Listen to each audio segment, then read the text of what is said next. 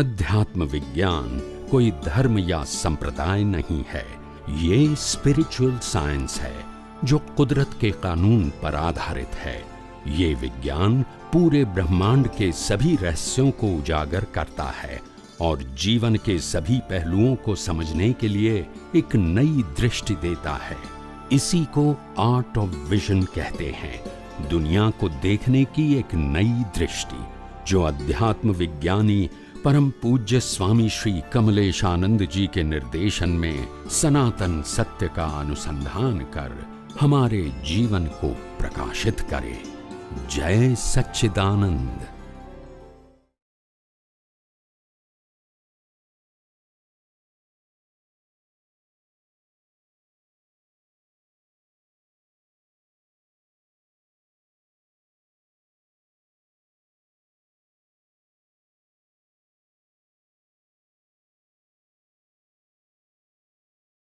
ચક્કાજામ એટલે શું સમજાવું તમને? કઈ વાંધો નહીં. ચક્કાજામનો મતલબ શું થાય?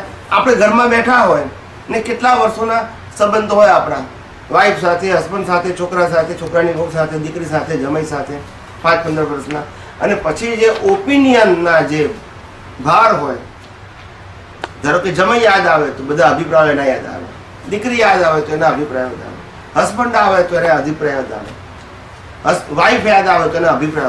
બસ આ અભિપ્રાય એક ચક્કાજામ છે, એ આપણને આત્મામાં રહેવા દેતો નથી, અંદર ચક્કાજામ કરી નાખે અભિપ્રાયો. માણ પોતે પોતાના શુદ્ધાત્મા પોતા બેસતો હોય, બહારની કોઈ ફાઇલ લાવો તાર અંદર ચક્કાજામ હોય, બહારની ફાઇલ લાવો તાર અંદર ચક્કાજામ થઈ ગયો. ચક્કાજામ પહેલી વાર શબ્દ સાંભળ્યો, ડેફિનેશન શું છે? ચક્કાજામ એટલે હંમેશા 4 રસ્તાઓ પર ટ્રાફિક બ્લોક થઈ જાય અને ચક્કાજામ, કોઈ રસ્તો જ ના પડે, બધા આમ એનું ભાવ હોય એમ. અહીંયા વિચારોમાં ચક્કાજામ થઈ ગયા. શું થઈ ગયા? એટલે કશું શું છે નહીં,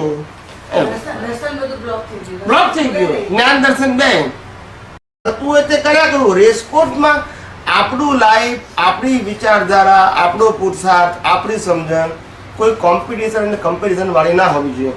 હું આ જગતની અંદર જન્મ્યો છું, માટે મારું અસ્તિત્વ એ સ્વતંત્ર છે. હું પોતે શાશ્વત છું, હું પોતે અવિનાશી છું ને તમામ પ્રકારની શાશ્વત શક્તિઓ મારી પાસે છે. સો મારે દુનિયાની અંદર કોઈ સાથે કમ્પેરિઝન ને કોમ્પિટિશન કરવાની નથી, પણ જે મારી શક્તિ જે અંદર છે એને મારે શું કરવાની છે? ખુલ્લી કરવાની છે. To destroy the all kind of ignorance and relative view. મેળવવાની છે એ શબ્દ ભૂલી જજો. આધ્યાત્મમાં કશું જ એચીવ ના કરવાનું હોય, વ્યવહાર જગતમાં કરવાનું હોય. આધ્યાત્મ એચીવ કરવાનું એટલે આધ્યાત્મ કહેવાય જ નહીં. આધ્યાત્મ એટલે શું? Whatever I am, I want to realise by my real self, because I have infinite power. મારે શું લેવાનું પછી? હું ચેતન, હું જ અવિનાશી. અમારે મેળવવાનું શું? આટલો કોન્ફિડન્સ પોતાને હોવો જોઈએ પુરુષાર્થ કરતી વખતે, અને તો જ તમારામાં ભીખ અને ભય ખલાસ થાય. ભીખ અને ભય જાય દ્રષ્ટિમાંથી તો જ તમારો આત્મવિશ્વાસ, સુરવીરતા પ્રગટે. આ ભીખ અને ભય તો માણસને ખલાસ કરી નાખ્યો છે. મને કંઈક મળશે, એટલે તારે લેવાનું શું છે તો મળવાની વાત કરે છે. અને જે કંઈ મળવાનું છે સ્થૂળ ભાષામાં એ તો હિસાબ છે, અને જતું રહેવાનું તે પણ એમાં તારે ઊંડા ઉતરવાનું તો હિસાબમાં. જે વસ્તુ કમ્પલસરી છે એમાં તો બહારની વસ્તુ તો કમ્પલસરી છે, આવે અથવા તો જાય, અને અંદરની વસ્તુ શાશ્વત છે, એમાં આવવા જવાનો પ્રશ્ન નથી. તો અંદર તો હું શાશ્વત છું અને એનો જ મારે અનુભવ કરવાનો છે, એના અસ્તિત્વનો અને એની શક્તિનો.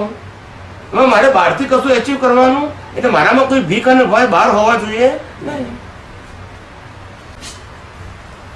તારે જગતમાં કશું એચીવ નથી કરવાનું. તારું અજ્ઞાન છે એને બૂઠું કર કર કર, એને ડિમોલિશ કર, તો તું અનંત જ્ઞાન વાળો છું જ.